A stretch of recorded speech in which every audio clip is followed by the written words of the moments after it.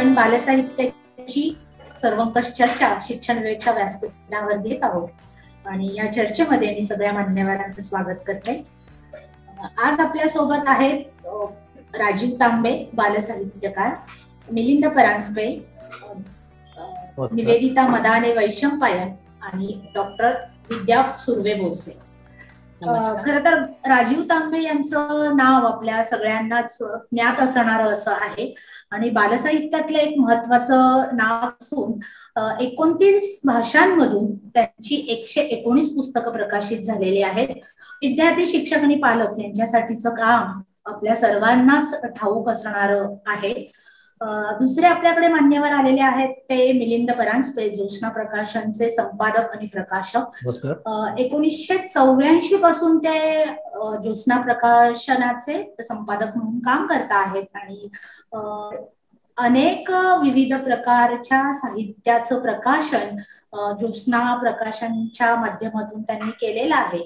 निर्मिती मूल्य कसं असावं आणि ते कसं जपलं जावं याचं एक उत्तम उदाहरण म्हणून आणि बालसाहित्यातला एक ब्रँड म्हणून आपण ज्योत्स्ना साहित्याकडे पाहतो आहोत. आणि दुसरे आपले मान्यवर ज्या आहेत त्या निवेदिता मदाने वैशंपायन, नॅशनल बुक ट्रस्टच्या त्या आत्ता विद्यमान अशा संपादक आहेत, मराठी विभागाच्या संपादक आहेत.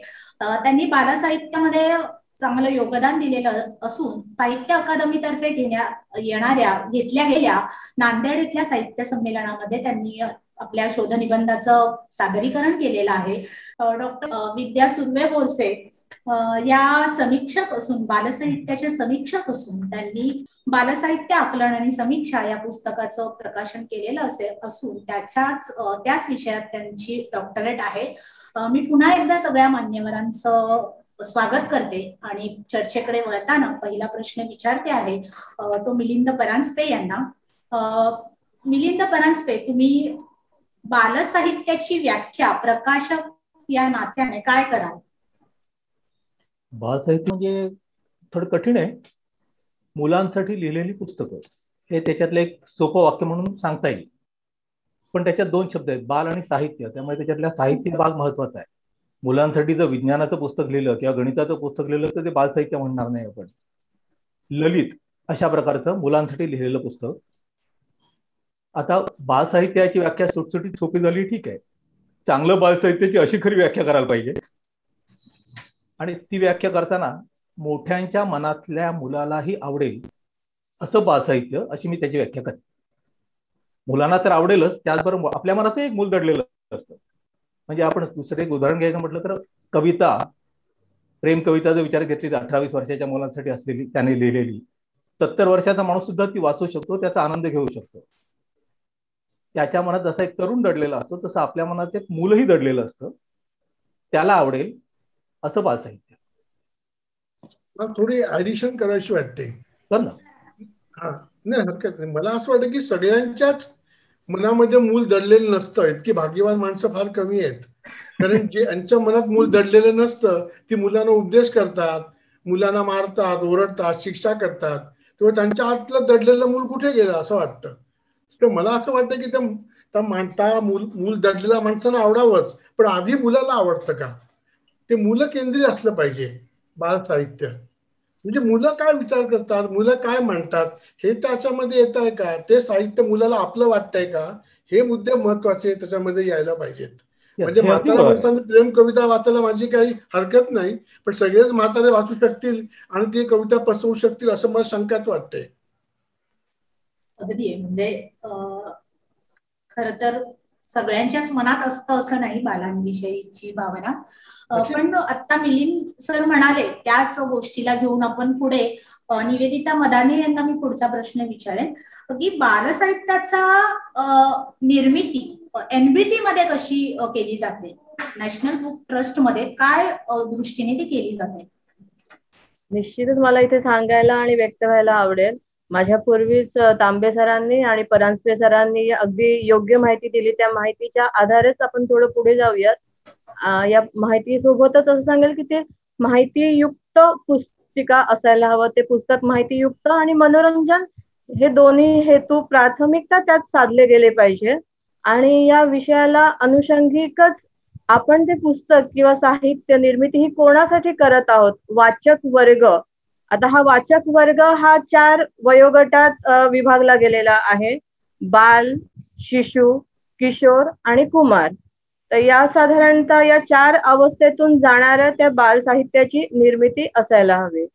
या बाल साहित्यातल्या निर्मितीत त्यांचा वयोगट आणि वाचक वर्ग हे लक्षात घेता आता म्हणजे बदलत्या शिक्षण नीतीनुसार गेल्याच वर्षी शिक्षण नीती आपली बदलली आहे, तर त्यानुसार क्षेत्रीय म्हणजे प्रादेशिक भाषांचं महत्व वाढलेलं आहे. तर मुलांना माहिती देताना ती सोपी होण्यासाठी मातृभाषा पण तितकीच आवश्यक आहे, महत्वाची आहे. मधल्या काळात मातृभाषेचं थोडंसं दुर्लक्षकरण झालं होतं, ती दुर्लक्ष केली होती, तर त्यावरती आपण परत प्रकाश टाकायला सुरुवात केलेली आहे. आता हे जे 4 वयोगट सांगितले, या 4 वयोगटाकडे आपण पुन्हा वळूयात.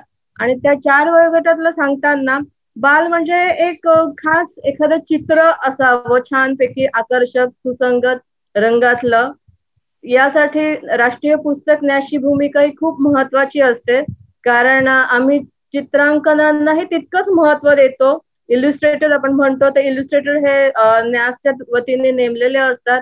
त्यांच्याकडे ती स्टोरी म्हणूयात किंवा गोष्ट पाठवली जाते, त्यावरती ते विचार करतात आणि ती आकर्षक मुलांना समजेल अशी आणि ते चित्र जास्त बोलकं असेल अशी ती गोष्ट साधारणतः आपण शिशु वर्गासाठी निवडतो.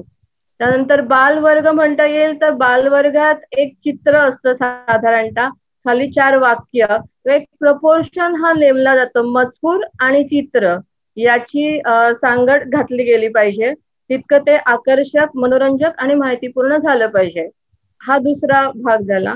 आणि किशोरांचं म्हणू तर खूप संदर्भ आपले काळाच्या आड गेलेले आहेत. स्पर्धेतल्या युगाला आपण कॅच करता करता किंवा पळता पळता, तर ते संदर्भ सहजरित्या मनोरंजक पद्धतीने मुलांपर्यंत पोहोचले पाहिजे.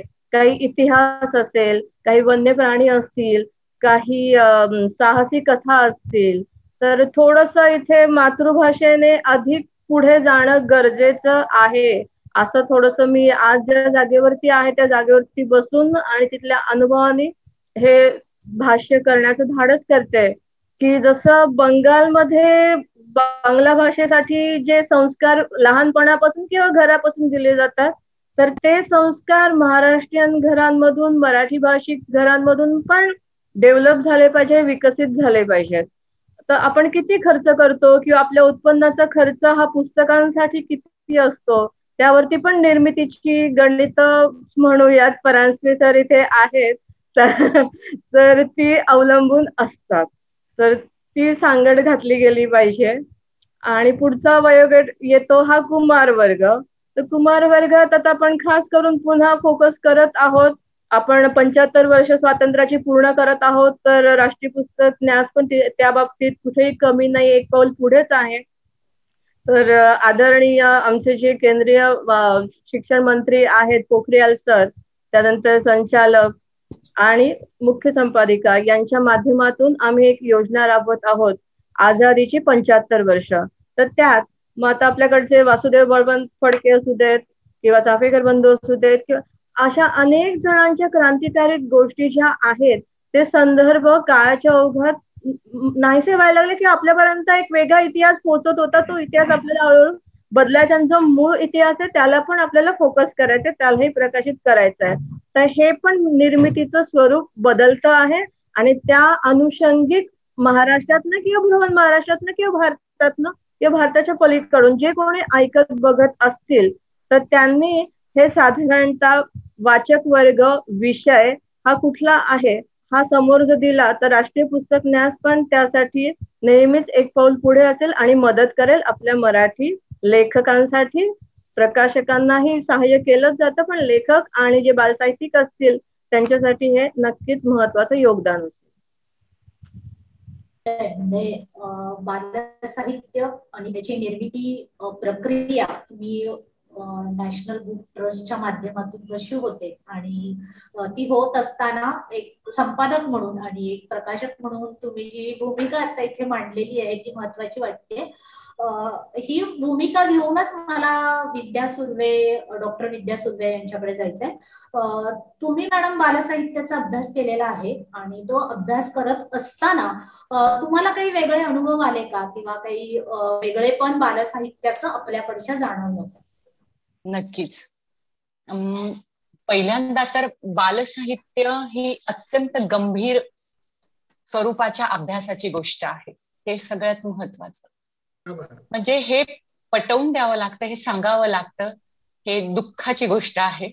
आणि माझा अनुभव काय म्हणजे यावर बालसाहित्याचा अभ्यास करताना मला जे अनुभव आले त्या अनुभवांच्या बाबतीत बोलायचं झालं तर पहिल्यांदा माझं आईपण हे सगळ्यात महत्वाचं. म्हणजे मी एक आई म्हणून याकडे पाहिलं. आणि दुसरी गोष्ट की मी एक प्राध्यापक म्हणून. आता प्राध्यापक म्हणून पाहताना आपण एक अध्यापक असतो, एक अभ्यासक असतो. आणि एक अभ्यासक किंवा अध्यापक असताना तुम्ही विविध प्रवाहांचा अभ्यास करतात. म्हणजे तुम्ही दलित, ग्रामीण, स्त्रीवादी प्रवाहांचा अभ्यास करतात, तुम्ही कालखंडांचा अभ्यास करतात, तुम्ही प्राचीन, मध्ययुगीन, अर्वाचीन कालखंडांचा अभ्यास करतात, तुम्ही अस्तित्ववादी किंवा तुम्ही वास्तववादी प्रवृत्तींचा अभ्यास करतात. म्हणजे वेगवेगळ्या गोष्टींचा तुम्ही इथे अभ्यास करतायत. हे सगळं करत असताना तुम्ही वाङ्मयीन कालखंडाबद्दल विचार करतायत, तुम्ही प्रवृत्तींबद्दल विचार करतायत. हे सगळं करताना ह्या सगळ्या गोष्टी प्रौढांच्या आहेत. एक प्राध्यापक म्हणून मी जेव्हा हा विचार करेन तेव्हा हा सगळा भाग प्रौढांच्या विचारांचा, इथे बालक कुठेही नाही. आणि जेव्हा बालसाहित्याचा मी अभ्यास करते, असं जेव्हा मी विधान करते तेव्हा सामान्य नजरेकडून अरे प्रश्नार्थक, बालसाहित्य काय अभ्यासाची गोष्ट आहे का? बालसाहित्य काही अभ्यासाची गोष्ट आहे का? हा प्रश्नार्थक किंवा अगदी त्यांना आश्चर्य वाटतं किंवा अरे काहीतरी अगदी अरेरेची भूमिका. म्हणजे ह्या दोन गोष्टी सामोऱ्या येतात. आणि ह्या सगळ्यांचा विचार जेव्हा करतो तेव्हा नक्की वाटतं की म्हणजे गफलत इथेच झालेली आहे. ती बालसाहित्य हा अभ्यासाचा विषय आहे हे मानून घेण्यासाठीची एक विचारधाराच मुळात तयार नाहीये. आणि इथे गफलत झालीये. आणि म्हणूनच मग दुर्दैव हे की अशा विचार करणारी संख्या पण फार कमी आहे. आणि हा विचार जोपर्यंत लोकांना कळणार नाही, जोपर्यंत त्यांच्यापर्यंत गांभीर्याने पोहोचणार नाही, तोपर्यंत बालसाहित्याचा अभ्यास होऊ शकत नाही. आणि हेच मुळात माझा कारण ठरलं. अनुभव विचारणार तर हेच कारण ठरलं. जेव्हा मुलांना आता वाचून दाखवायचंय, मुलं म्हणजे माझी मुलं मी म्हणेन, आणि मग मुलांना वाचून दाखवायचंय, मोठा मुलगा वाचायला लागलेला आहे आणि लहाण्याला सांगायचंय, तर ते सांगताना त्यांच्यापर्यंत जे काही मी पोहोचवते, त्यांना जी ओळख करून देते, त्यांना मी पुस्तकाची कथा सांगू शकते. पण आता हे सांगत असताना त्यातलं वाङ्मयीन मूल्य, त्यातलं सौंदर्य स्थळ, त्यातल्या जो काही एक आपण ज्याला म्हणू अनुभवांचे विशेष म्हणूयात आपण त्याला, या सगळ्या ज्या बारीक सारीक बाबी आहेत त्या कुठेतरी ह्या आपल्या नजरेस पडताय. आणि त्यावर आपण आता काहीतरी शोधलं पाहिजे. आणि या शोधातून मी मुलांना सांगण्यासाठीच्या शोधातून मी लिहित गेली. आणि ते लिखाण म्हणजेच समीक्षा असते. हे समीक्षेच्या प्रांतात मी मग पाऊल ठेवलं, त्या प्रांतात मी शिरली. ते बालसाहित्य समीक्षण होतं. आणि जेव्हा माझं पहिलं पुस्तक आलं त्यावेळी अनिल अवचट सर तिथे होते, मनोहर जाधव सर तिथे होते. आणि अनिल अवचट सर बोलले होते, म्हणजे आधी कमी अधिक प्रमाणात हे प्रयोग झालेले होते, पण हा सातत्याने मी लिहित गेली होती. म्हणजे मी शृंखलाच होती ती. आणि या सातत्याने लिहिण्याचा तो प्रयोग म्हणून त्यांनी म्हटले की हा पहिला प्रयोग आहे, असं त्यांनी विधान केलेलं. म्हणून मला ते वेगळा आनंद देऊन गेले की चला, आपण जे लिहिलेलं आहे ते काहीतरी सगळ्यांपर्यंत पोहोचताना चांगल्या पद्धतीने विद्यार्थी समजू शकणार आहेत. विद्यार्थी म्हणण्यापेक्षा ते मूल समजू शकणार आहे. आणि त्या मुलांपर्यंत पोहोचवण्यासाठी माझी मुलं मी डोळ्यासमोर ठेवली. आणि तिथूनच माझा हा लिहिण्याचा प्रवास सुरू झाला. आणि लिहिताना मग ते पुढे कशा पद्धतीने त्याच्यात वेगवेगळे प्रयोग केले पाहिजेत याचा अभ्यास मात्र अजून निरंतर चालू आहे. कारण हा एक पहिलाच एक प्रयोग होता आणि अभ्यास जसा जसा अनुभव येतील त्या त्या पद्धतीने त्याच्यातले बारकावे समजत जाणार आहेत. धन्यवाद. खरं तर तुम्ही एक विधान केलेलं आहे की बालसाहित्याकडे गंभीरपणे पाहिलं जात नाही आणि ते पाहण्याची एक सुरुवात तुम्ही केली आणि त्याला एक चांगलं प्रोत्साहनही अनेक मान्यवरांकडनं तुम्हाला मिळालेलं आहे. ही गंभीर गोष्ट लक्षात घेऊनच बालसाहित्याकडे गंभीरपणे पाहिलं पाहिजे. ही गोष्ट लक्षात घेऊनच मी पुढचा प्रश्न मिलिंद परांजपे यांना विचारीन की जागतिक बालसाहित्याचा अभ्यास करताना आपण नेमके कुठे आहोत या संदर्भात तुम्ही काहीतरी सांगावं आणि त्याचबरोबरीने ज्योत्स्ना प्रकाशनाची भूमिका काय असते पुस्तक प्रकाशनामागची, बालसाहित्याच्या प्रकाशनामागची. जागतिक बाल साहित्य बघितलं तर आपण स्पष्ट सांगायचं तर खूपच मागे आहोत. आपल्याकडे स्वातंत्र्यपूर्व काळात म्हणजे जस्ट 40-50च्या दशकात ताम्हनकर आणि साने गुरुजी हे दोन लेखक अजूनही आपण त्यांची नावं घेतो. त्याच्यानंतर ते लेखक कोण आणि किती असा जर प्रश्न विचारला तर परत एकच हात पुरतो की काय शंका येते मला. म्हणजे नावाजलेले मोठे मी खूप मुलांनी खूप लोकांनी पुस्तकं लिहिली. त्याचं कारण काय होतं तर आपल्याकडे ठराविक पद्धतीचेच लेखन परत परत केलं गेलं. म्हणजे परिकथा लोककथा ज्या परदेशातून आल्या त्या परंपरेने आपल्याकडे चालत आल्या याचं पुनर्लेखन केलं गेलं. त्याच्या बाहेर आपल्याकडलं म्हणजे गोष्टीच्या बाहेर आपल्याकडे कुठल्या प्रकारचं लेखनच झालेलं नाही. ललित साहित्य मोठ्यांसाठी असतं, मुलांसाठी ललित साहित्याचे प्रयोग किती झाले असतील मला शंका वाटते. म्हणजे राजू तांबेने एखादा चहा कसा करायचा ह्याच्या संबंधी एखादं रंगीत पुस्तक केलेलं असेल असे एकंदर बालसाहित्याचे प्रयोग किती. खरं म्हटलं तर नाहीच म्हटलं तरी चालेल. त्याच्यानंतरच्या काळात थोडे माधुरी पुरंदरांनी केले असतील. जगभरचं पुस्तक आहे तर जगभर असंख्य विषयावरती पुस्तक आहे. एक तर पिक्चर बुक हे तिथे फार पूर्वीपासून चालत आले. चित्र ही महत्वाची भाषा असते जी माणसाला उपजतच शिकायला सुरुवात होते त्याची. त्यामुळे कुठलीही भाषा शब्दातून शिकण्याच्या आधी आपण चित्रातून बघत असतो. ती भाषा आपल्याला माहिती झालेली असते. त्या भाषेतली पुस्तकं पिक्चर बुक आपल्याकडे फारशी नाहीतच. किंवा NBT CBTने थोडी काही प्रमाणात प्रयोग केले होते पण ते व्यावसायिकदृष्ट्या यशस्वी आहेत असं मी म्हणणार नाही कारण ते लोकांपर्यंत पोहोचू शकले नाहीत. प्रयोग चांगले होते, निर्व्यापण चांगली पुस्तकं त्यांनी काढली होती. व्यावसायिकदृष्ट्या 2000 नंतरच आपल्याकडे चित्रकथा पिक्चर बुक यायला सुरुवात झाली. जगभर मात्र त्याच्या आधी 100 वर्ष सुरुवात झालेली होती. त्या प्रकारच्या पुस्तकांच्या पुरस्कारांनाही सुरुवात झालेली होती पुढचे 20, 22, 28 पासून. आणि असे नावाजलेले अनेक पुरस्कार आहेत, ब्लूबेरी असतील की आणखीन काही असतील अमेरिकेतले, इंग्लंडमधले, जे आपल्याकडे सुरुवात 2000 साली झाली. त्याची सुरुवात तिथे 1920 साली झालेली होती. इतकं अंतर आपल्या दोघांमध्ये आहे. पिक्चर बुकचे विषय किती असू शकतात तर एक शब्दविरहित पुस्तक असाही एक प्रकार असतो जो आपल्याकडे फारसा किंवा हाताळलेलाच नाही म्हटलं तरी चालेल.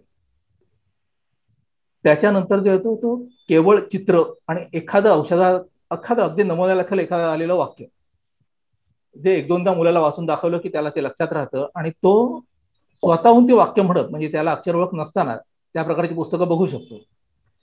तिथे पुस्तकात कुठले शब्द यावेत यावरही विचार केलेला आहे. आपल्याकडे या प्रकारचा कुठलाही विचार केलेला नाही. एक गोष्ट खरी आहे की आपल्याकडे प्रादेशिक भाषा त्याच्यातल्या बोलीभाषा नागपूर किंवा पूर्व आणि पश्चिम असं म्हणू आपण वाटलं तर महाराष्ट्रातले कुठल्या विशिष्ट प्रदेशाचं नाव घेण्याची ऐवजी त्याच्यात काही शब्द बदलतात, वाक्यरचना बदलते.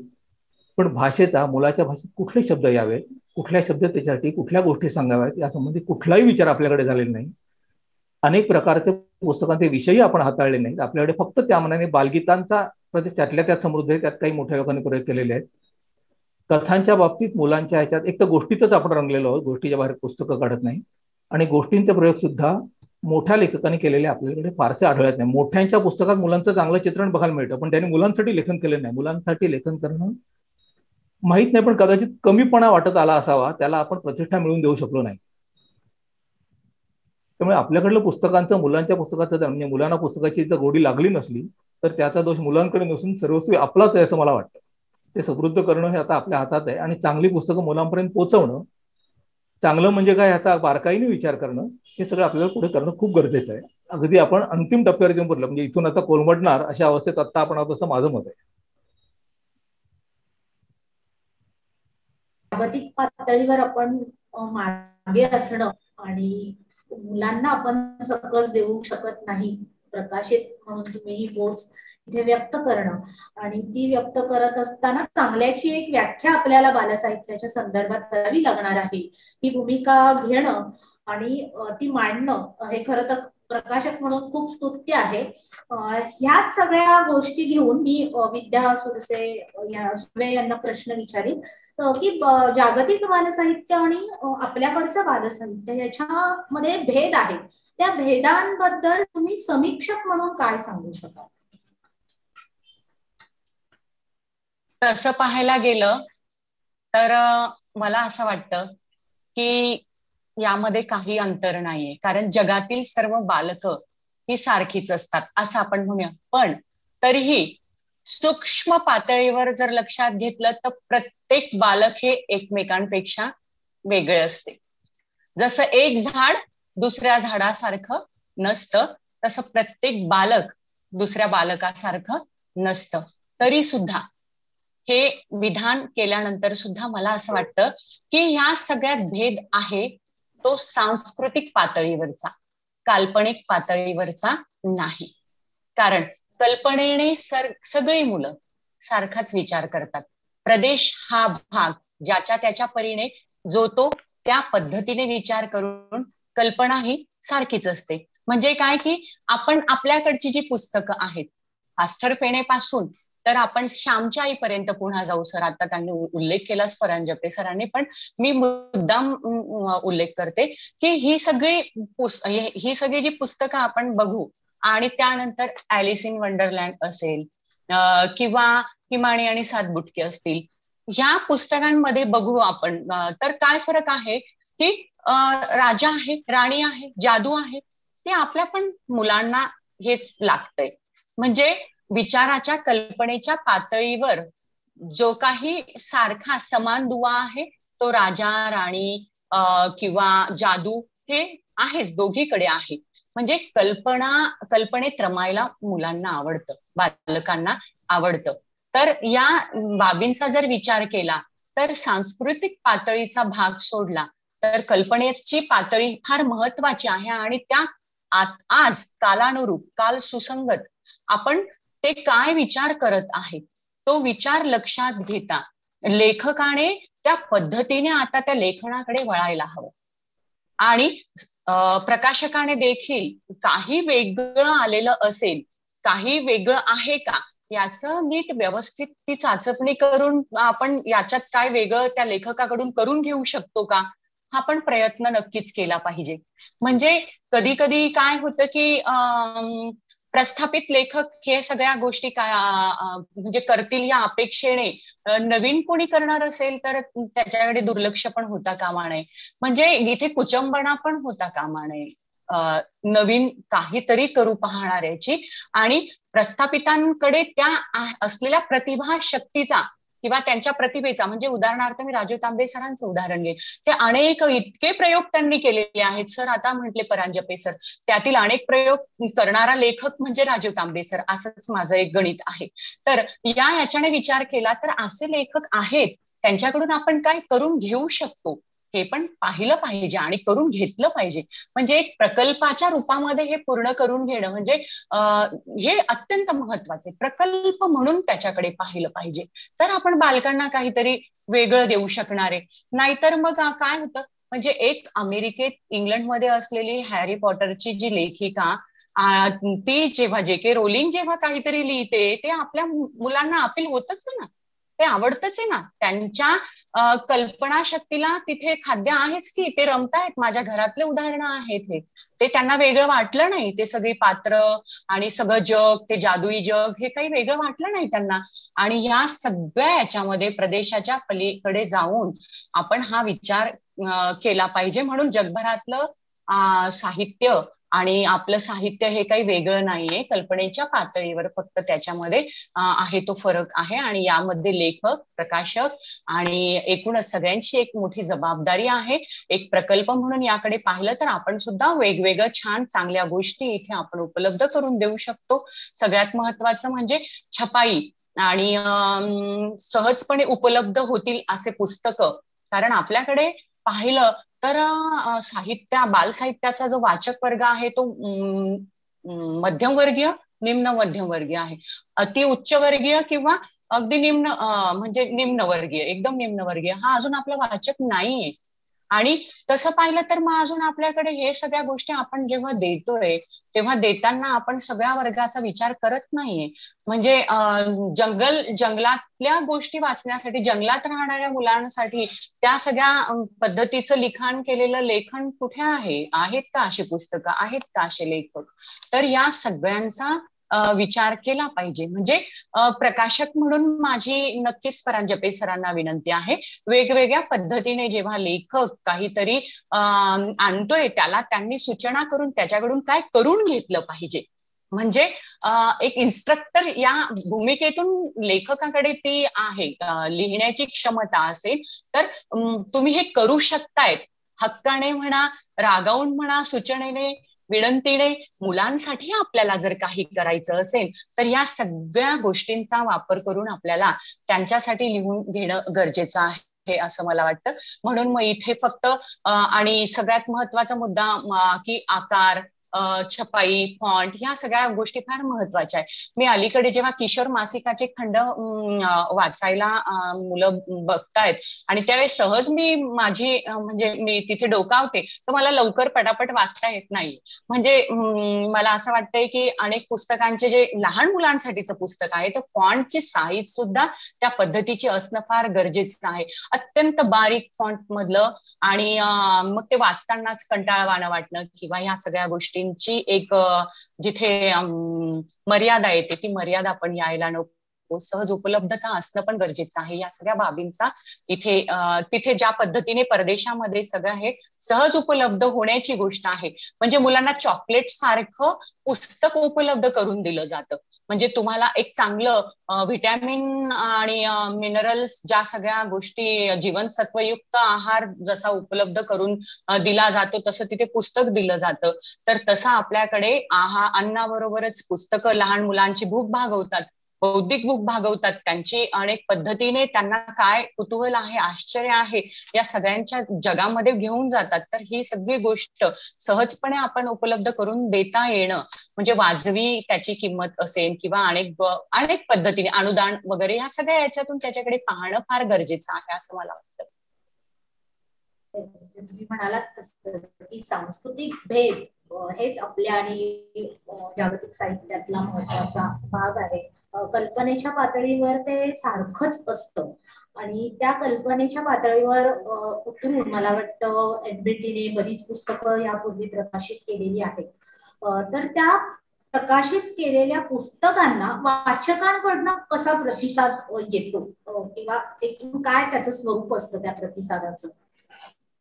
प्रतिसाद हा निश्चितच चांगला येत असतो, पण काही मर्यादा दोन्हीकडून येतात. म्हणजे राष्ट्रीय संस्थेकडून तिथपर्यंत पोहोचायलाही थोडीशी कधी कधी अडचण येते. काही नियम थोडे शिथिल करण्याची आवश्यकता आहे. ते थोडे थोडे आता हळूहळू सांगून किंवा सतत पाठपुरावा करून शिथिल होत आहेत.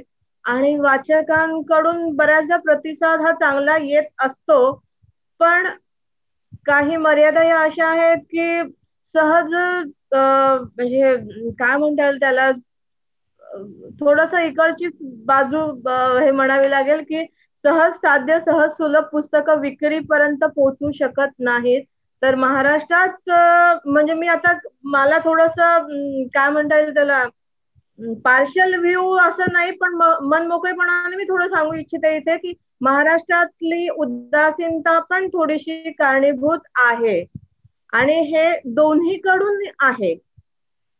मधल्या काळात तर राष्ट्रीय पुस्तक न्यासमध्ये मराठी संपादक नव्हता, जागा रिकामी होती, त्यामुळे पोहोचत नव्हते, अनेकांना अनेक माहिती उपलब्ध होत नाहीत किंवा आपल्याला अन्य भाषांच्या पण काय म्हणता येईल त्याला ऑब्स्टॅकल अडथळा समजतो. तर मोकळेपणाने जर आपण पुस्तकांपर्यंत पोहोचलो तर अनेक गोष्टी आपल्याला साध्य करता येतील, अधिकारवाणीने मागून घेता येतील की ही आमची शाळा आहे, या शाळेसाठी तुम्ही हे पाठवू शकतात का. हा आपला अधिकार आहे आणि हा अधिकार आपल्याला ठाम पद्धतीने मांडून पुस्तकं मागून आपल्या संस्थेपर्यंत वाचनालयापर्यंत ही पोहोचवता आली पाहिजे. तर इथे एक कम्युनिकेशन गॅप निर्माण होते. तर तो जो दुवा आहे तो जर सांधला गेला तर प्रतिसाद हा निश्चितच चांगला अजून वाढू शकेल आणि चांगला निर्माण होऊ शकेल. पण खूप ठिकाणी असे म्हणजे काय म्हणता येईल त्याला, दुर्मिळ भाग आहेत किंवा दुर्गम ठिकाणं आहेत की त्या भागात पुस्तकं ही पोहोचत नाहीत. आणि माझी म्हणजे दिल्लीतल्या जागेवरून खुर्चीवरती बसून पुस्तकं पोहोचवण्याची खूप इच्छा असते, पण मधल्या काळात किंवा मधल्या टप्प्यात इतके त्याला चाळणे लागत जाते आणि ते जे यंत्रणा असते ती शेवटी निखळली जाते आणि ती पूर्ण होत नाही.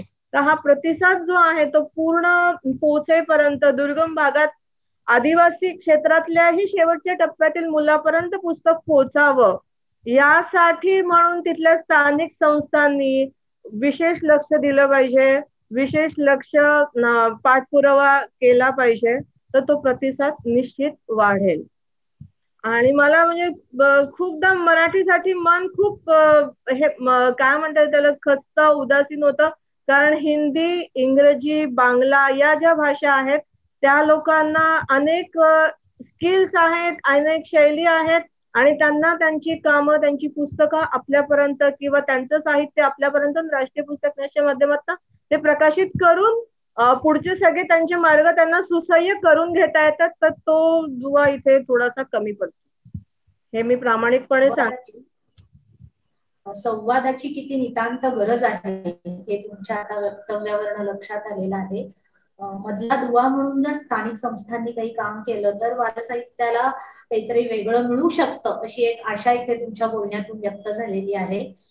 मी पुन्हा मिलिंद परांजपे यांच्याकडे येईन की त्यांनी बालसाहित्याचं प्रकाशन करताना, त्याचं संपादन करताना आणि एकूणच त्याचं लेआउटिंग करताना पुस्तकाचं ते चित्रकाराच्या चित्रांना किती महत्व देतात? बालसाहित्य हे मुळात एकट्या लेखकाचं नसतंच. बालसाहित्य हे लेखक आणि चित्रकार दोघांचं मिळूनच असतं. पण आपण साहित्य म्हणतो त्या पुस्तकाच्या अँगलनेच विचार करतोय. चित्रांशिवाय मुलांचं पुस्तक हे अस्तित्वात येऊच शकत नाही. आणि मुलगा पुस्तकाकडे जो वळतो, मुलाला पार्श्वभूमी इतिहास वगैरे असं काही नसतं. म्हणजे मला जर एखादं पुस्तक खांडेकर असतील लेखक किंवा आत्ताच्या काळातला एखादे असतील, त्या लेखकाचं नाव घेतल्याबरोबर मला या लेखकाची प्रकृती काय, प्रवृत्ती काय, मला हे पुस्तक आवडेल की नाही माहिती असतं. मुलांना लेखकाची नावं माहिती नसतात. मला सुद्धा आज अनेक पुस्तकं अशी आहेत लहानपणी मी वाचलेली होती त्याची चित्र आठवत आहेत, पण त्यातल्या लेखकाचं नाव मला आठवत नाहीये. मुलगा चित्र पाहून पुस्तकाकडे वळतो आणि चित्रच त्याच्यात मनातली उत्सुकता जागृत करतात. त्यामुळे चित्र हा त्याच्यातला सगळ्यात महत्वाचा भाग आहे. आणि मला वाटतं आपल्याकडल्या ऍटलिस्ट मराठीत तरी तो फार दुर्लक्षित आहे. मगाशी मी म्हटलं पिक्चर बुक आपल्याकडे आली नाही, त्याची पुस्तकातली इलस्ट्रेशन सुद्धा आपल्याकडे फारशी चांगल्या प्रकारे केली गेली नाही. आपल्याकडले चित्रकार काय करतात तर लेखकाने लिहिलेला मजकूर चित्रित करण्याचा प्रयत्न करतात, त्याच्या पलीकडे ते जाऊ शकत नाही. चांगली कॅरेक्टर्स म्हणजे आपल्याकडे फास्टर फेणे एक उत्तम उदाहरण आहे. तशी आणखीन काही पुस्तकं आलेली होती, त्यातली कॅरेक्टर किती तुमच्या डोळ्यापुढे येते. म्हणजे फास्टर फेणे म्हटल्याबरोबर तो किडकिडीत चौकडीचा शर्ट घातलेला, हातात खिशात नदी बेसकी त्याच्या लोमते बाहेर, हा मुलगा माझ्या डोळ्यापुढे उभा राहतो, तो कोणाच्याही डोळ्यापुढे उभा राहत असेल. अशी कॅरेक्टर किती चित्रकारांनी तयार केली माझ्या तरी बघण्यात फारशी नाही. त्यामुळे चित्र हा त्याच्यातला सगळ्यात महत्वाचा भाग आहे. आता चित्र निवडणं त्याच्यातलं जगभरचं जे चित्रकार आहेत, म्हणजे त्याच्यातले एक आश्चर्यकर सांगतो की इराण देशाबद्दल मी काही जगातल्या याची खूप माहिती होती अशातला भाग नाही. फ्रँकफर्टला मला बघायला मिळालं, इराण देशातले काही पदवीधर तिथे आलेले होते. तिथे फक्त चित्रकारांनी एक वेगळा स्टॉल घेतलेला होता, एक वेगळं दालन सजवलं होतं, त्याच्यात 15-20 चित्रकार होते आणि त्याच वेळेला तिथे डिरेक्टरी ठेवलेली होती तिथल्या चित्रकारांची. तिथल्या चित्रकारांनी काय प्रकारचं मुलांसाठी काम केलेलं आहे याचे प्रत्येकाची 4-5 चित्र आणि त्याचं नाव, त्याची माहिती, असा संपूर्ण एक अल्बम केलेला तिथे ठेवलेला होता. तो बघून इतर देशातले प्रकाशक सुद्धा त्यांना तिथे अप्रोच होत होते आणि असे काही शेकड्यात चित्रकार होते. शबावीज नावाच्या कंपनीबरोबर मी काम केलं, त्यांची मी जेव्हा भेटलो होतो तेव्हा 450 पुस्तकं झाली होती आणि 150च्या वरती चित्रकार त्यांनी वापरले होते त्यांच्या चित्रांसाठी. आपल्याकडे मराठीतला जर विचार करायला सुरुवात केली तर 10च्या वरती चांगले चित्रकार शोधणं मला कठीण जाईल. आपल्याकडे चित्रकार का वळले नाही हा वेगळा संशोधनाचा विषय आहे, पण त्याच्याकडे गंभीरपणे पाहिलंच गेलं नाही. कला शाखेत या विषयाकडे शिकवताना कोणी बघितलं नाही. हा एक सगळ्यात मोठा उत्पन्नाचा मार्ग सुद्धा चित्रकाराच्या दृष्टीने असू शकतो, ह्याचा विचार केला गेला नाही, ते मुलांपुढे ठेवलं गेलं नाही. मुलांची पुस्तकं त्यांना अनेक अनेक अंगाने चित्रकलेत आपण मागे आहोत आणि त्याला एकटं प्रकाशक किंवा एकटा लेखक वगैरे असं कोणी जबाबदार नाही. आपला संपूर्ण समाजच बालसाहित्याकडे त्यांनी जे केलेलं दुर्लक्ष आहे त्यासाठी जबाबदार आहे. त्यामुळे चित्र हा त्याच्यातला सगळ्यात महत्वाचा भाग. आता चित्र निवडताना आम्ही काय करत असतो की प्रकाशकाला चित्रकाराची शैलीची चांगली जाण असणं आवश्यक असतं. म्हणजे एखादं पुस्तक माझ्या हातात जेव्हा हस्तलिखित येतं आणि मी वाचायला सुरुवात करतो, ते शांता शेळकेंचं असेल नाही तर राजू तांबेचं असेल, ते वाचता वाचताच माझ्या डोळ्यापुढे पुस्तक म्हणून आकार घ्यायला लागतं. त्या पुस्तकाच्या आशयाला काय सोयीचं होईल असा चित्रकार सुद्धा तिथे येतो आणि पुस्तक मी जेव्हा हो म्हणतो तेव्हा कल्पनेतलं माझं पुस्तक पूर्ण तयार असतं. त्याच्यात चित्रकार नक्की झालेला असतो. तो कसा झालेला असतो तर मला या सगळ्या चित्रकारांची माहिती असते. प्रकाशकांनी सगळ्या चित्रकारांच्या शैलीचा, प्रत्येक चित्रकार कशा प्रकारचं काम करतो याचा अभ्यास केलेला असणं गरजेचं आहे. म्हणजे मगाशी मी तुम्हाला उदाहरण दिलं वाईरकरांचा फास्टरपणे, पण उद्या इतर कुठला याचं पुस्तक मी घेतलं म्हणजे जे पुस्तक घेऊन मी चंद्रमोहनकडे जाईन ते वाईरकरांकडे घेऊन जाणार. ह्यात वाईरकर याची गोष्ट वेगळी. प्रत्येकाची एक शैली असते आणि त्याला तो उत्तम न्याय देऊ शकतो. म्हणजे श्याम जोशी एक उत्तम चित्रकार होते, मुलांसाठी लहान मुलांसाठी सुंदर चित्र काढायचे, पण योगायोगाने फास्टरपणे माझ्या हातात आला असतं तर मी त्यांचा विचार करूच शकलो नसतो. पण त्यांच्याकडे मी जे पुस्तक घेऊन जाऊ शकतो त्याचा विचार मी वाईरकरांकडे घेऊन जाऊ शकत नाही. म्हणजे चित्रकाराचा प्रकाशकाने सुद्धा खूप अभ्यास करणं गरजेचं आहे. आत्ता मुलं काय प्रकारची चित्र काढतात त्याचबरोबर अजून 2-3 गोष्टीचा विचार करायला पाहिजे की आपलं जे तंत्रज्ञान आहे त्या मुद्रणाचा विचारही करायला लागतो आणि त्या मुद्रणाच्या क्षमतांचा विचार करायला लागतो. त्या क्षमतांनुसार परवडतील अशा योग्य प्रकारे आपल्याकडल्या मुलाला परवडण्याचाही विचार करायला पाहिजे. हा सगळा विचार करून प्रकाशकाने पुस्तकाचं काय स्वरूप आहे ते ठरवायला लागतं आणि त्यासाठी चित्रकार निवडायला लागतो. आपल्याकडे मी म्हटलं तसं फारसं याच्यात आपण खूपच कमी, म्हणजे आम्ही त्यातल्या त्या चित्रकारांचे प्रयोग केले, वेगवेगळ्या आकारांचे प्रयोग केले. आपल्याकडे आकारांचे प्रयोग फारसे कोणी केलेले माझ्या बघण्यात नाहीत. फक्त डेमी आणि क्रम म्हणजे 5.5-8.5 हा जो एक जनरल कादंबऱ्यांचा आहे त्याच्यातच हल्ली पुस्तकं काढली जातात किंवा त्याच्या डबल आकारात काढली जातात.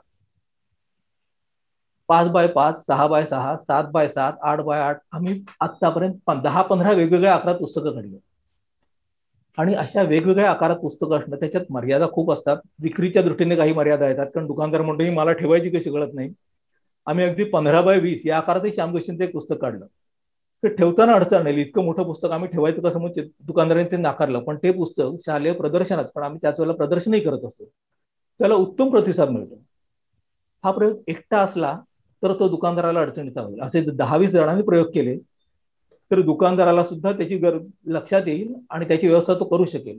वेगवेगळ्या आकारातले वेगवेगळ्या प्रकारच्या चित्रांचे सगळे प्रयोग आपल्याकडे होणं गरजेचं आहे. ते जर केले तर मुलं आपोआप पुस्तकांकडे ते वळतील याचा मला विश्वास आहे. म्हणजे तुम्ही आता परवडण्याचा एक मुद्दा मांडलात की लेखकाने लिहिणं आणि चित्र काढणं आणि ते परवडणं असा एक मुद्दा मांडला. आणि त्याचबरोबर तुम्ही मुलांच्या आवडी लक्षात न घेता विक्रेता जो असतो तो साईज आपल्याकडे बसेल की नाही या गोष्टींचा विचार करतो. तर त्या दृष्टीनेच मी पुढचा प्रश्न विचारेन मिलिंद परांजपे तुम्हालाच की तुम्ही बालसाहित्याची विक्री याकडे नेमकं कसं पाहता आणि त्या संदर्भात तुम्ही काही सांगू शकता का? खरं म्हटलं तर बालसाहित्याची विक्री करताना एक महत्वाची अडचण आम्हाला जाणवते, ती म्हणजे मुलांच्या पुस्तकाची जाहिरात करता येत नाही. त्यामुळे मुलांसाठी आम्ही कुठली चांगली पुस्तकं काढली. परवाच लोकसत्तात एक लेख आला, म्हणजे लेखमाला त्यांनी केली होती. लेखमाला नको एक पिक्चर केलं होतं म्हणून आपण. त्याच्यात त्यांनी 101 वेगवेगळ्या क्षेत्रातल्या लोकांना मुलांनी कुठली पुस्तकं वाचावी असं त्यांनी विचारलं आणि प्रत्येकाने 5 पुस्तकं सांगितली. म्हणजे 500 पुस्तकांची यादी त्याच्यात आली आहे. गोष्ट सांगतो त्याच्यातली 250 पुस्तकं मुलांसाठी नाहीच आहे. म्हणजे अगदी मला कोणावर टीका करायची नाही, पण संविधानापर्यंत लोक जाऊन पोहोचले. मुलांसाठी पुस्तकं सांगताना हिंदू हे पुस्तक, मला सगळ्यांबद्दल आदर आहे, पण हिंदू हे पुस्तक मी मुलांच्या हातात ठेवीन का? किंवा हिंदू हे पुस्तक मुलाला कळेल का? मला शंका आहे. ह्या लोकांनी ही पुस्तकं का सांगितली? किंवा काही बरेचसे जण साने गुरुजींचा उल्लेख करतात किंवा फार तर गोट्याचा उल्लेख करतात. मधले लेखक त्यांना मधल्या लेखकांनी काय चांगले प्रयोग केले ते त्यांना माहितीच नाही. साने गुरुजींच्या बाबतीत सुद्धा फक्त गोड गोष्टी याचा उल्लेख होतो. त्यांची इतर सुद्धा काही पुस्तकं आहेत. ही पुस्तकं लोकांपर्यंत पोहोचली, त्यांनी ही पुस्तकं लोकांपर्यंत पोहोचवण्यासाठी काहीतरी वेगळा मार्ग काढणं गरजेचं आहे. सध्याच्या दिवसात वर्तमानपत्रातली जाहिरात परवडत नाही. वर्तमानपत्रात परीक्षणं येतात, पण त्या परीक्षणाबद्दल मी परीक्षण हा शब्दच आपण बाजूला ठेवतो, ओळख असं म्हणूया. आणि ती ओळख सुद्धा बरेच वेळेला वर्तमानपत्राशी असलेल्या ओळखीतून आकार घेते. खरं आहे ते सांगतो. त्यामुळे चांगली पुस्तकं मुलांपर्यंत पोहोचवण्यासाठी आपल्याला खूप प्रयत्न करणं गरजेचं आहे. ते जर प्रयत्न केले तर मुलं चांगल्या पुस्तकाकडे वळते. पालक आता जाऊन दुकानदाराकडे जातात आणि सांगतात आम्हाला मुलांसाठी पुस्तकं पाहिजे. जर नाव घेतलं तर ते सांगतात त्यांच्या बालपणी ती पुस्तकं त्यांनी वाचलेली होती ती मुलाला सजेस्ट करतात, आणि त्यांच्या बालपणी ती का वाचली होती तर ती त्याच्या वडिलांनी त्याला सजेस्ट केलेली होती म्हणून. साने गुरुजींबद्दल मला आक्षेप नाही किंवा नाझर पामनकरांबद्दल नाही, पण 50 सालची भाषा आजच्या मुलाच्या सोयीची आहे का याबद्दल मला तुम्ही निश्चित साशंका आहे. ती पुस्तकं द्यायची झाली, गोट्या जर द्यायचा झाला तर गोट्यातला मुलगा जो आहे तो आज मला वाचायला, आजही मला वाचायला आवडतो काही वेळेला, पण त्यातला आशय आणि त्यातली भाषा ह्याचा पुनर्विचार करावा लागेल. गोट्यात त्यात खोडकरपणा हा सगळ्या मुलाचा स्वाभाविक भाग आहे. त्यातल्या खोड्या जर वेगळ्या भाषेत नवीन भाषेत मुलाच्या पुढ्यात ठेवलं तरी ते चालतील. आहे तसं पुस्तक गोट्याचं मुलाच्या पुढ्यात ठेवणं हे अत्यंत चुकीचंच आहे. कित्येक पुस्तकं आज अशी परंपरेने चालत आली, म्हणजे वडिलांनी माझ्याला दिली म्हणून मी मुलाला आणि तो त्याच्या मुलाला. इथे मुलगा वाचनापासून दुरावतो. त्याच्यात मुलाचा काही दोष नाही. मुलाच्या हातात जर त्याला कंटेम्पररी हा शब्दच आपल्याला माहिती नाही, समकालीन मुलाच्या भाषेत लिहिलेलं पुस्तक म्हणजे फास्टरपणेबद्दल सुद्धा मी असं म्हणेन की मी ती माझ्या लहानपणीची भाषा होती ती मला आवडत होती. फास्टरपणे मला वाटतं 70-75 या काळातला असेल. 1920 साली तो मुलाला तसाच द्यावा का, किंवा त्याच्यातले निवडलेले गोष्टींचे जे विषय होते ते तसेच मुलाच्या पुढे ठेवावेत का, ते पुन्हा पुनर्संपादित करणं गरजेचं आहे भाषेच्या अंगाने सुद्धा, किंवा आता ह्याच्यातल्या कुठल्या गोष्टी मुलाला चालतील हा विचार करून सुद्धा केल्यानंतर मुलगा नक्की पुस्तकाकडे वळेल. आणि ते करण्यासाठी मी म्हटलं तसं आपल्याला सगळ्यांना मिळून, म्हणजे शिक्षक, पालक, लेखक, प्रकाशक, चित्रकार सगळ्यांना मिळून प्रयत्न करायला लागतील तर मुलाला साहित्याकडे वळवता येईल, वाचनाकडे वळवता येईल. आहे ती पुस्तकं घेऊन जर मुलाच्या आपण माथ्यावर मारण्याचा प्रयत्न केला तर मुलगा वाचनापासून दुरावेल आणि त्याच्या मुलाचा काहीही दोष नाही. आपल्याला खूप प्रयत्न करणं गरजेचं आहे. त्याच्यातला एक प्रयत्न असा करता येईल की चांगल्या प्रकारची पुस्तकं, म्हणजे लोकसत्ताने केला त्याच्यात थोड्याशा त्रुटी राहिल्या असं आपण म्हणू, पण तो प्रयत्न स्तुत्य होता. 90-95 सालात 100 निवडक पुस्तकं असं महाराष्ट्रामध्ये मोठ्यांसाठी केलेलं होतं, आणि 95 सालात त्या दरम्यान लोकसत्ताने मुलांसाठी 100 चांगली पुस्तकं अशी एक यादी प्रकाशित केली होती. त्याच्याबद्दल 4-4-6 ओळीबद्दल लिहून एक कॅटलॉग प्रकाशित केला होता. अशा कॅटलॉगची आता परत गरज आहे, आणि हा कुठला व्यावसायिक प्रकाशक करू शकणार नाही. त्याच्यासाठी आपल्याला माध्यमांची, NGO अशा कोणाची तरी गरज घ्यायला लागेल, कुठल्या संस्थांची गरज घ्यायला लागेल, आणि ही चांगल्या पुस्तकाची नावं लोकांपर्यंत पोचवायला लागतील. ते केलं तरच तरणोपाय आहे. अगदी खरंय.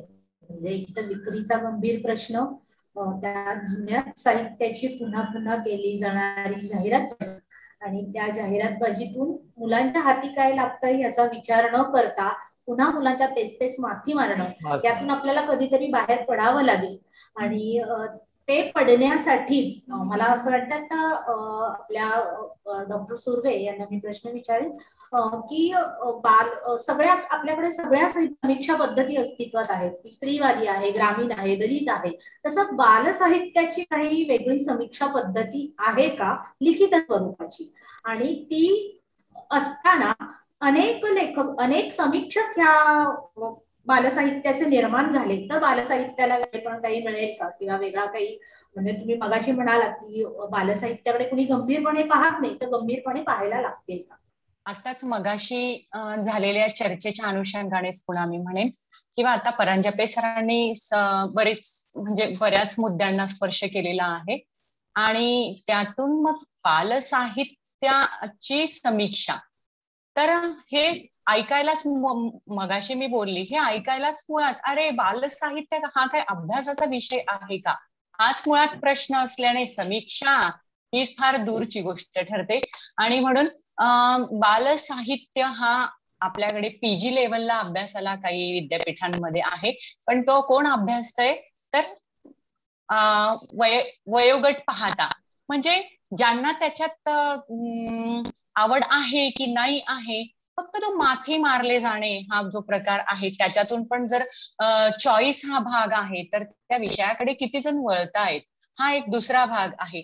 आणि म्हणून मग ह्या सगळ्या गोष्टींचा विचार जेव्हा आपण करतोय तेव्हा फक्त आपण बाल गट, कुमार गट याच्याकडे जेव्हा पाहतोय आणि हा बाल आणि कुमार गटाने काय वाचलं पाहिजे हा अलीकडे फार जास्त चर्चा होत असलेला प्रश्न आहे. म्हणून पालक म्हणून किंवा शिक्षक म्हणून मुलांना किंवा बालकांना, कुमारांना काय वाचायला दिलं पाहिजे, ते कसं वाचलं पाहिजे हा एक दुसरा. म्हणजे माझं हे जे पुस्तक आहे बालसाहित्य आकलन आणि समीक्षा, यातून मी हेच सांगायचा प्रयत्न केलाय, आपण वाचतोय हे ठीक आहे, पण काय वाचतोय आणि ते कसं वाचलं गेलं पाहिजे, म्हणजे ही कसं वाचलं गेलं पाहिजे, यातून ते काय मिळवत आहेत, त्यांना काय अभिप्रेत आहेत, ते कसं त्यांनी शोधायचंय, हा शोध घेण्याची एक कला किंवा एक शिकवण आपण त्या मुलांना देणं हे फार महत्वाचं आहे. आणि हे सांगण्याचाच प्रयत्न मी केलेला आहे. म्हणून बालसाहित्यामध्ये समीक्षा हा प्रकार रूढ झालेला नाही. म्हणजे मला सुद्धा समीक्षक म्हणून तुम्ही 4 लोक म्हणत असणार, पण मला सगळेजण समीक्षक म्हणून स्वीकारतील असं नाहीये. कारण बालसाहित्यामध्ये समीक्षा हा प्रकार ऍक्सेप्टेबल नाहीच आहे, असंच माझं एक मत आहे. कारण आज देखील माझी 4 पुस्तकं लिहून पूर्ण आहे. म्हणजे मी जी लेखमाला केलेली आहे त्या लेखमालांचे सगळे जे काही शृंखला होती ही सगळी, ते माझ्याकडे आज कच्च्या स्वरूपात सगळं रेडी आहे. पण प्रकाशक आहेत का? नाहीयेत. म्हणजे या पद्धतीने प्रकाशकांनी पुढे येणं पण फार गरजेचं आहे. समीक्षक असतीलही, म्हणजे समीक्षण लिहिणारे असतीलही, पण त्या पद्धतीने त्यांना किती स्कोप मिळालाय किंवा त्यांना छापण्यासाठी किंवा प्रकाशनासाठी किती जण तत्पर आहेत, तयार आहेत, हा पण एक वेगळा प्रश्न आहे. आणि हे पण पाहणं फार गरजेचं आहे. म्हणून मग इथे जेव्हा आपण म्हणतोय तेव्हा प्रकाशकाची आणि याची भूमिका पण फार महत्वाची आहे असं मला वाटतं. म्हणजे बालसाहित्यिक समीक्षकाकडे कसं पाहिलं जातं हे तुम्ही सांगितलेलंच आहे. आणि त्याचबरोबरीने बालसाहित्याच्या समीक्षेची पुस्तकं बाजारात येणं तितकंच आवश्यक आहे, याचंही एक सूत्रवाच तुम्ही केलेला आहे. आणि मगाशी निवेदिता मॅडम म्हणाल्या तसं की आपल्याकडे संवादाची कमतरता असल्यामुळे वाचकांपर्यंत पोहोचू शकत नाही, लेखकांपर्यंत पोहोचू शकत नाही. आणि लेखकांपर्यंत पोहोचलो तरी नॅशनल बुक ट्रस्टची म्हणून काहीतरी एक वेगळी धारणा असेल बालसाहित्याबद्दलची. तर निवेदिता मॅडमना मी विचारेन की लेखकांकडनं नॅशनल बुक ट्रस्टच्या काय अपेक्षा असू शकतात किंवा त्यांनी नेमकं तुमच्याकडे कसं अप्रोच व्हायचं आहे? अगदी बरोबर. पण त्यापूर्वी मला आत्ताच अलीकडे 2 प्रयोग झाले, आणि प्रयोग म्हणूयात किंवा हक्काने मागून घेणं म्हणूयात, असंही होऊ शकतं की एक चांगली सुरुवात करायची असेल तर मोठ्यांचं मार्गदर्शन हे निश्चितच आवश्यक असतं. तर त्या संदर्भातला आता परांजपे सरांनी पण विषय हे केलेला की चित्रांना अनुषंगिक एक चांगलं सुंदर जे आहे की हातातनं मुलांच्या पुस्तक बाहेर पडू नये, दूर जाऊ नये. तर हे बोलक्या गोष्टी म्हणून पुस्तक राजीव तांबे सरांचं आत्ताच आम्ही प्रकाशित केलं आहे. लॉकडाऊनच्या काळात हे पुस्तक पूर्ण व्हावं, त्याला अध्यक्षांची पण अनुमती मिळावी, म्हणजे अप्रूव्ह होणं वगैरे पण एक खूप मोठा सरकारी भाग असतो.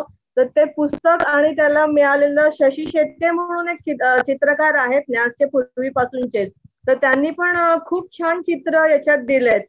साईजचं म्हणाल तर साईज पण याची एक वेगळी आहे. अशा पद्धतीची ही साधारणतः साईज आहे.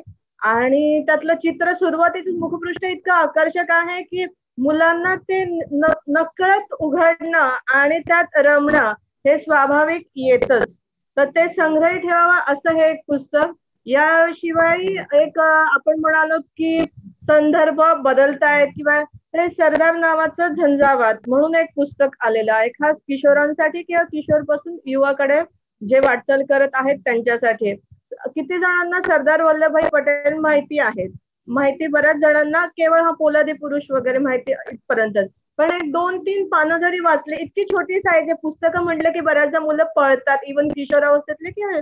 तर ते छोट्या ह्याच्यात त्यांना आशय घन, त्यानंतर संदर्भ हे सगळंच त्यांना या पुस्तकातून सहज सोप्या संवादातून माहिती याची मिळते आणि ते त्यानुसार संग्रही ठेवू शकतील. आणि साईज पण बघा तुम्ही या पुस्तकाची, की किती व्यवस्थित, सुटसुटीत, आकर्षक आणि पॉकेट फ्रेंडली असे म्हणता येईल. पटकन त्याचं ओझं पण होणार नाही. म्हणजे पुस्तकांचं ओझं हाही एक हे असतं. वाचायची खूप इच्छा असते, आई वडिलांना सोबत पुस्तकं पण घेऊन जायची असतात प्रवासातनं, पण नको आता हे जड होईल, हे बाजूला ठेव, असं होतं. पण ही जी अशा पद्धतीचा हा जो प्रयत्न आहे आमचा, तर हा प्रयत्न जो आहे तर इतर लेखकांनी आणि बालसाहित्यकांनी पण अशा पद्धतीने आमच्यापर्यंत अप्रोच व्हायला किंवा आमच्यापर्यंत पोहोचायला आता रस्ता थोडा थोडा सोपा सुलभ होत चालला आहे. त्याची मी माहिती देते की आपण कशा पद्धतीने आपलं साहित्य किंवा संहिता ही राष्ट्रीय पुस्तक न्यासकडे पाठवू शकतात किंवा पोस्टी करू शकतात. आणि एक एक मराठी प्रकाशन हे पण सुरू केलेलं आहे आम्ही, कॅटलॉग.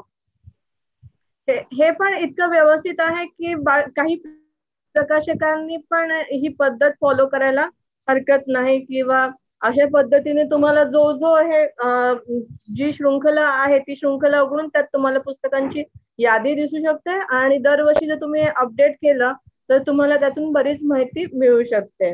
आता अर्चनाताई, आपण प्रश्न विचारला होता की लेखकांनी किंवा साहित्यिकांनी तुमच्या साहित्य कसं पाठवावं, ते कसं निवडलं जातं, आणि ते निवडून पुढे त्याच्या अनेक चाळण्या किंवा अनेक प्रोसेस असतात. पण आपण क्षेत्रीय भाषांना आता महत्व द्यायला 2020च्या नंतर सुरुवात केलेली आहे. मातृभाषेचं महत्व आपण वाढवत आहोत. तर या दृष्टीने तिथेही शिथिलीकरण नियमांमध्ये बऱ्यापैकी झालेलं आहे. कारण आधी काय व्हायचं, मधल्या काळात थोडंसं होतं. तर मधल्या काळात मराठी साहित्यिकांकडून, बाल साहित्यिकांकडून, लेखकांकडून हे संहिता यायची. मग ती हिंदी किंवा इंग्रजीचे संपादक तिथले बघायचे, तपासायचे, आणि मग त्यांच्यानुसार त्याला द्यायचं अनुकूलता की नाही द्यायची अनुकूलता, की ते फाईलीत गुंडाळून ठेवायचं, असं हे व्हायचं.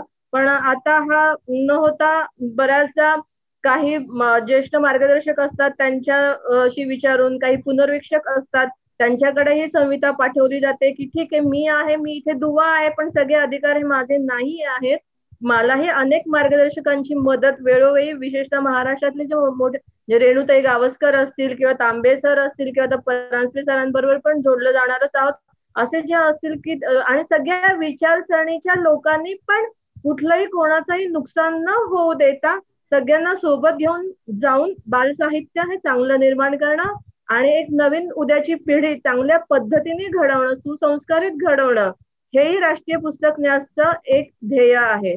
तर या ध्येयाच्या नुसार जेव्हा बालसाहित्य आमच्याकडे येतं तेव्हा ते वाचलं जातं. त्यातलं ते वाचून झाल्यानंतर योग्य वाटलं तर सरळ ते पुढे जातं.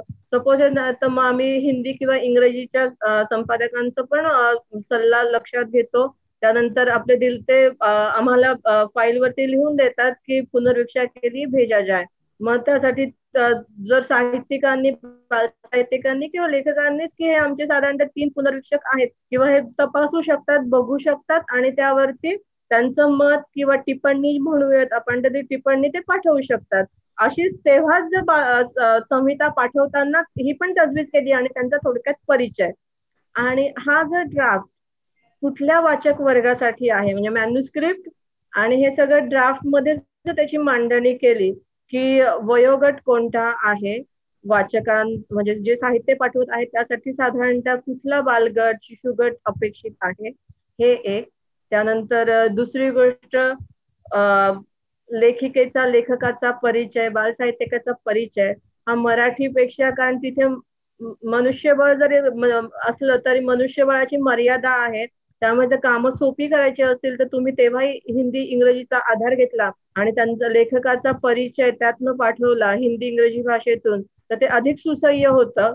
त्यानंतर विषय, पुस्तकाची संहितेत साधारणतः काय कंटेंट्स आहेत, काय काय माहिती दिलेली आहेत, त्यातून विद्यार्थ्यांचा म्हणूयात किंवा वाचकांचा, बालवाचकांचा, छोट्या बालदोस्तांचा काय त्यातून सत्कारणी लागणार आहे, कुठला संदेश, पण एखादा संदेश असेल तर ते अजून चांगलं, एखादा छोटासा मेसेज त्यातून जात असेल नव्या पिढीसाठी तर तेही कॅची होतं.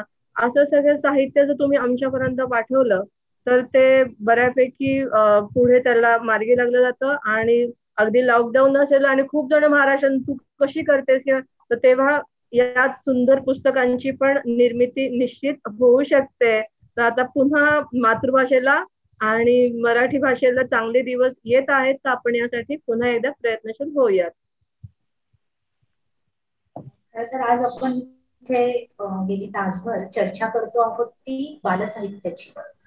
बालसाहित्यापुढची जी काही आव्हानं आहेत ती आपल्या सगळ्या मान्यवरांनी आपल्या सगळ्या बोलण्यातून पुढे मांडलेली आहेत आणि त्या दृष्टीने आपल्याला काय पावलं उचलावी लागणार आहेत आणि ती पावलं उचलताना आपण नेमकं काय करणार आहोत याचा एक वस्तुपाठ या चर्चेच्या निमित्ताने आपल्या समोर मांडला गेलेला आहे. आज इथे सगळे मान्यवर उपस्थित राहिले आणि या सगळ्या चर्चेला एक विधायक असं वळण दिलं त्याबद्दल मी सगळ्यांचे आभार मानते आणि ही चर्चा इथे संपली असे जाहीर.